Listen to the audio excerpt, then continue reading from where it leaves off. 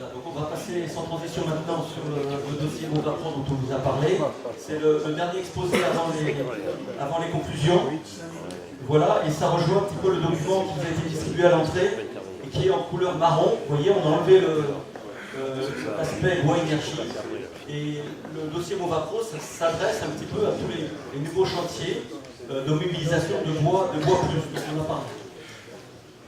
Donc, on a repris un petit peu l'étude de ressources, l'étude de disponibilité en bois en Aquitaine, qui a été managée un petit peu par le CRPF, mais largement aussi par FCBA, l'IGN et l'INRA, qui nous a donné des données concernant l'offre de bois disponible, selon un scénario type. Je ne suis pas rentré, il y aura des questions, il y a Alain Bailly dans la salle qui pourra y répondre, mais on observe quand on prend ces chiffres, qui ont été validés aussi par Ludovic Guignard, FCBA Paris, qui a participé aussi à l'étude, et qui m'a validé les chiffres avant notre publication, correct bien sûr. Donc on voit qu'il y a une offre qui est en légère baisse. Là, si on regarde l'offre de bois disponible à la demande, selon les scénarios à effectif constant, et là, M. Berger sera content avec François Baudin, on a mis les écarts-types. On a pris le temps avec Richard de faire les écarts-types de cette demande, entre les hypothèses basses et hautes. On nous a parlé, Jean-Bernard Caron, concernant le bois énergie, et là il s'agit du bois d'œuvre, du bois d'industrie, du bois énergie. Donc on voit effectivement, en moyenne, elle est relativement constante. Bien sûr, à effectif industriel constant. Dans la période 2012-2015, effectivement, sa disponibilité, on peut répondre, l'offre égale la demande grâce au stock de bois qu'on a conservé, mais on voit que dès 2016 et 2017, il va y avoir une différence de disponibilité. Donc voilà. Donc nous, on a simplement lu l'étude de ressources et on a regardé les différents scénarios. Donc un scénario pour le pain maritime coupe à 35 ans, avec aussi des capitalisations dans le stock, et dans le feuillu, des scénarios silicoles classiques indiqués notamment par le groupe de travail de l'étude de ressources, et notamment les techniciens du CRPF. Et qu'est-ce qu'on voit? C'est qu'il y a du bois supplémentaire qui est disponible. Donc dès 2012, c'est dans les massifs, on le voit en vert, on l'a chiffré dans la plaquette, en volume, en milliers de mètres cubes, et donc il y a du bois possible. Donc on trouvait ce bois supplémentaire, c'est d'abord dans le pain maritime, on l'a vu, dans les souches et dans les branches, comme autrefois, mais il y a aussi les révolutions plus courtes, c'est-à-dire changer, si on se bouge, on peut faire des relations plus courtes et des calculs plus dynamiques. Sans bien sûr, comme le disait Jean, qui n'écoute plus, il est tard, c'est vrai, mais aussi d'aller voir, nous, le travail fondamental du CRPF, c'est d'aller voir les propriétaires qui ne sont pas au contact du développement. C'est aussi du bois supplémentaire. Et pour les autres essences, c'est les forêts non exploitées ou dans les peuplements, on n'a pas silicole, on parle toujours du châtaignier, mais aussi du chêne, des périssants. Donc les éléments à valider au niveau des propriétés forestières, c'est de répondre, donc on n'est plus que dans le bois énergie, on est vraiment dans le bois d'œuvre, bois industrie, dans la chimie, dans le bois d'œuvre. Ça peut être un intérêt dans les cas des plans de gestion que le CRPF agrée, c'est aussi un outil pour équilibrer les classes d'âge après une tempête, c'est important, ça peut aussi dégager des revenus plus réguliers, ça permet une trésorerie, voilà, et donc mobiliser du bois supplémentaire.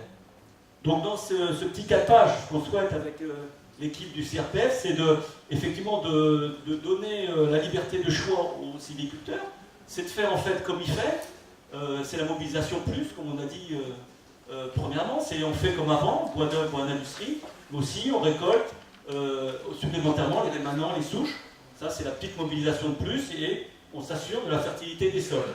Fiche 8. Après on mobilise un petit peu plus, et on a vraiment un projet forestier. Donc là, l'objectif, c'est de remettre en valeur la forêt.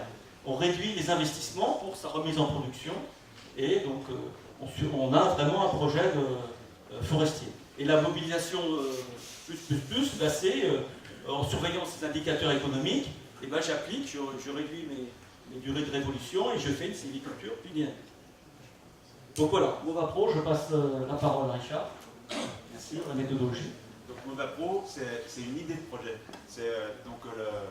Là, en faisant les travaux de synthèse sur les fiches bois énergie, et en faisant le regroupement, en intégrant les travaux d'autres, on s'est dit que, toute la dynamique qui avait été lancée lors des travaux Bois Énergie, où on a mobilisé pas mal de monde, c'était maintenant, il fallait voir comment le mettre en pratique sur le terrain, comment inciter les gens, valoriser ça pour contribuer à mobiliser du bois supplémentaire. Mais la question, on voit que les graphiques que vous avez vus à l'instant, il y a du bois qui est mobilisé actuellement dans les graphiques actuels. Il y a du bois qui pourrait être mobilisé en plus.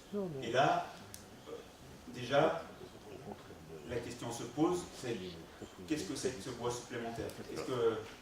En quoi ça consiste? Et une question forte, c'est quelle est la valeur de ce bois supplémentaire? Qu'est-ce que ça va m'apporter à moi, sylviculteur, moi, entrepreneur, moi, exploitant forestier ou coopérative forestière? Donc l'idée du projet, c'est de travailler sur cette question. Quelle est la valeur potentielle des chantiers de bois supplémentaires pour faciliter la prise de décision des acteurs de la mobilisation, des acteurs concernés? Donc qu'est-ce qu'on envisage pour l'instant dans les grandes lignes? C'est travailler sur des aspects méthodologiques. Parce que pour pouvoir discuter, il faut quand même se poser.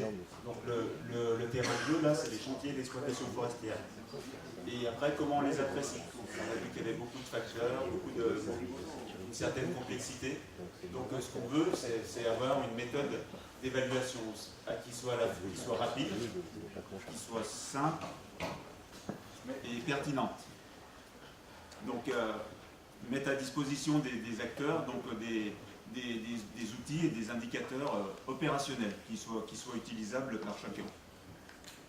Ensuite, le deuxième point qui nous semble important, c'est d'échanger sur les bonnes pratiques dans le cadre de chantiers de référence. Ces chantiers de référence, c'est des chantiers qui auront été sélectionnés au préalable sur lesquels, jusqu'à maintenant, on n'a pas bougé de bois. Donc c'est essayer de comprendre pourquoi. Pourquoi on n'a pas bougé de bois et dans quelle mesure on peut le sortir, ce bois, en créant de la valeur pour chacun des acteurs. Donc ça veut dire identifier les bonnes pratiques et échanger sur ces bonnes pratiques. Voir dans quelles conditions ça peut marcher, quelles sont les limites, parce qu'on n'a pas de solution universelle en matière de mobilisation. Donc il faut bien identifier ça.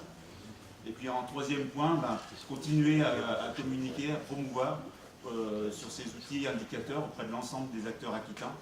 Donc vous donner rendez-vous quand on aura suffisamment avancé pour pouvoir vous faire profiter des avancées du projet.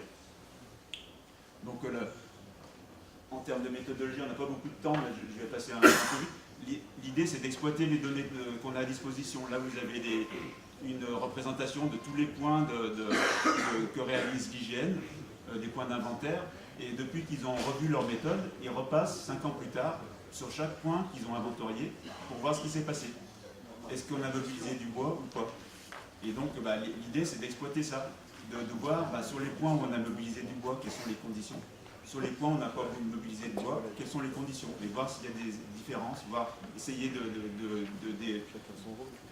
d'expliciter quels sont les facteurs de mobilisation et de non-mobilisation qui sont liés au peuplement, à sa situation, sa desserte ou à la structure de la propriété.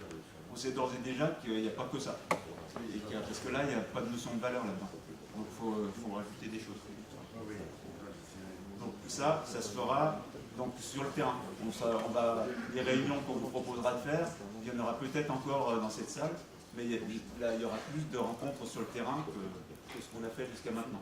Ce qu'on envisage, donc, c'est de travailler sur un réseau de chantiers expérimentaux, donc dans des situations nouvelles. Ces situations, des chantiers qui pourraient mobiliser du bois supplémentaire et de façon à voir comment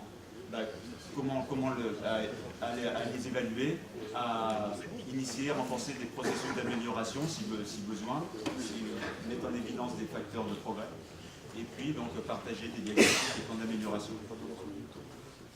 Donc en résumé, l'idée MOVAPRO, c'est de mieux évaluer la valeur potentielle des chantiers de bois supplémentaires afin d'améliorer les critères de décision et les faire partager dans un cycle d'amélioration continue. Donc pour avoir des forêts gérées durablement et une filière aval, une filière... Voilà ce que je peux dire de plus. Donc voilà, merci de votre attention. Est-ce que vous avez des questions sur